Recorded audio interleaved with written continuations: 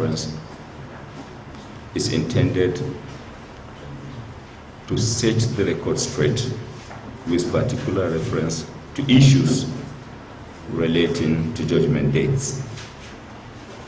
The attention of the Honorable Attorney General of the Federation has been drawn to deliberate and malicious smear campaigns being driven by some unscrupulous media outfits against the person and office of the Chief of Staff to the President, the Honorable Minister of Finance, Budget and National Planning, and Attorney General of the Federation as it relates to settlement of certain judgment dates arising from the deductions and refunds due to the state and local governments from the Paris Club loan refund.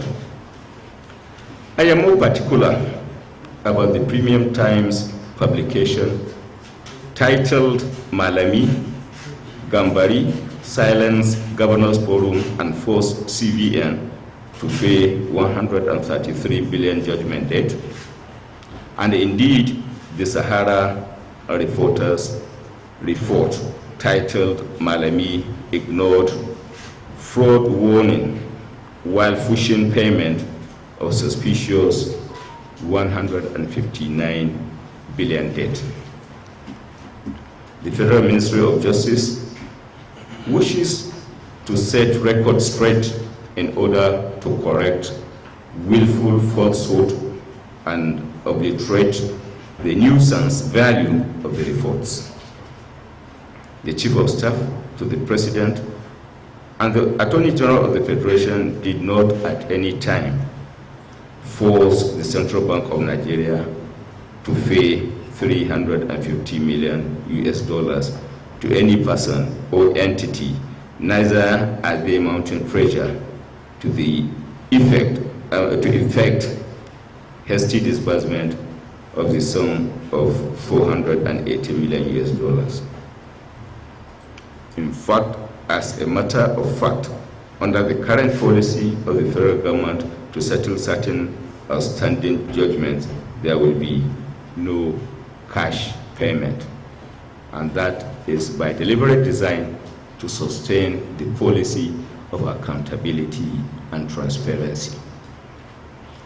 We wish to state that the judgment dates in question are linked to third-party claims arising from the disbursement of the Paris Club refunds to the states and local government. It will be recalled the Federal High Court in suit number FHC ABJ CS /130 of 2013. I'm more particular about the year, considering that the suit was commenced in 2013, long before the coming in place of this government under the leadership of President Muhammadu Buhari. The parties involved are Linus International Limited and 235 others versus the federal government of Nigeria and 3 others. In a judgment delivered on 3rd December 2013, the court directed federal government to pay the sum of 3 billion 188 million 79,505.96 to the local governments, being their share of the sums utilized by federal government for settlement of Paris Club debts. 3 billion 188 million 79,505 naira 96 kobo were also to be paid to the consultants engaged in the recovery exercise or for contracts awarded by ALGO.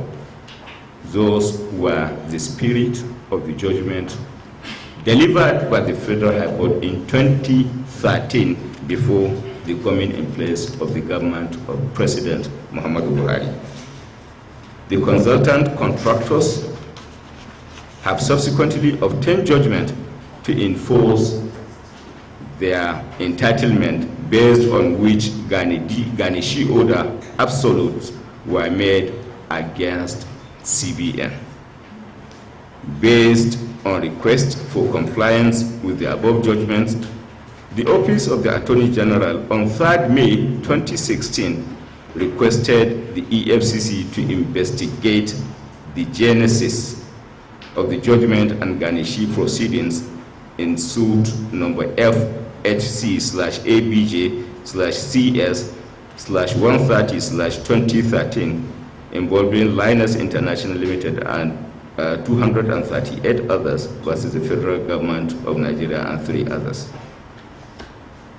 This is in tune and in line with the policy of the Office of the Attorney General to support and assist the federal government in avoidance of liabilities that are found or perhaps that have some undertones of fraud and associated things, in line with the established tradition by which the Office of the Attorney General coordinated the undertone investigation associated with P&ID out of sheer desire to support the federal government in avoidance of liabilities. So notwithstanding the fact that there existed a judgment of the Court of Law, the Office of the Attorney General tried as much as possible to look into the probable fraudulent undertones with a view to support the federal government in avoidance of frivolous liabilities. So arising from that referral to the EFCC for undertone investigation relating to the judgment, EFCC confirmed the validity and performance of the contracts awarded to Rio Nigeria Limited by Algon. EFCC also confirmed part performance of the contract. EFCC also confirmed the validity of the judgment obtained by Rio.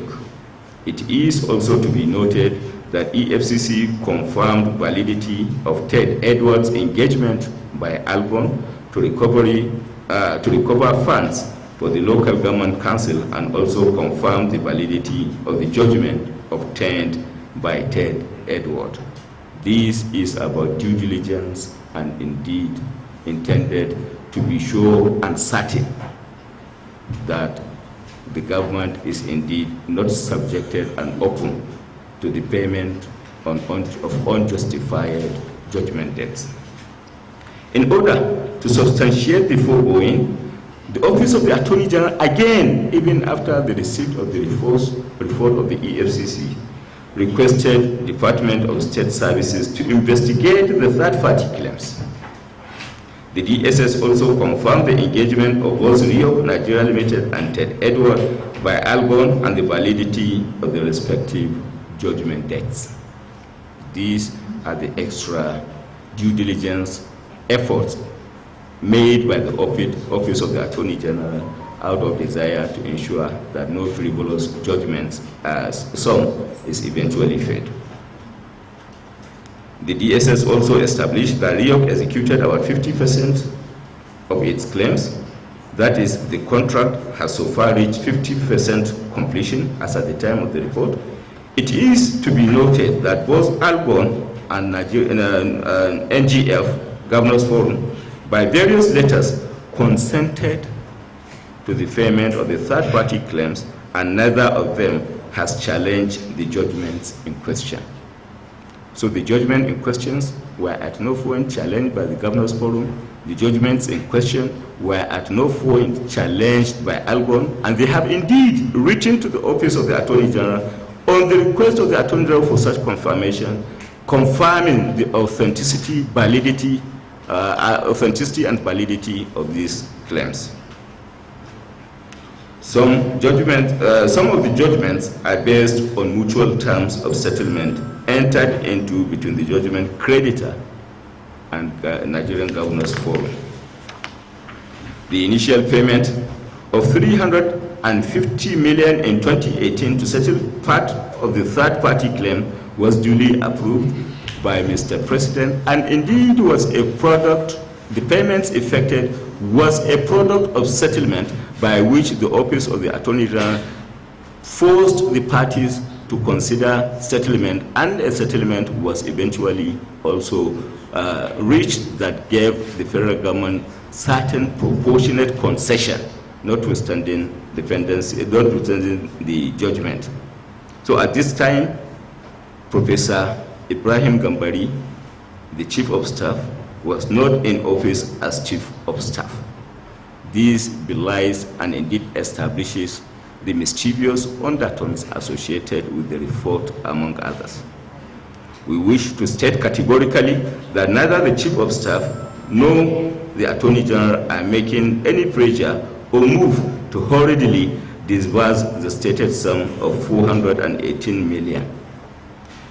The Office of the Attorney General did not only express any hastiness, but indeed took time to ensure at the end of the day that necessary state instruments are brought to bear in terms of understanding, verifying, and ensuring that the federal government is as much as possible protected against frivolous claims.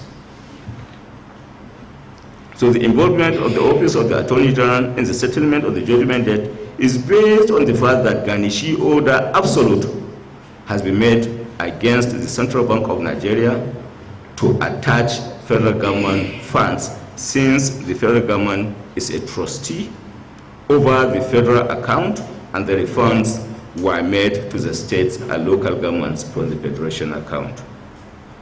We wish to put it on record that the said publication are false and fabricated to achieve the desired objectives of the sponsors.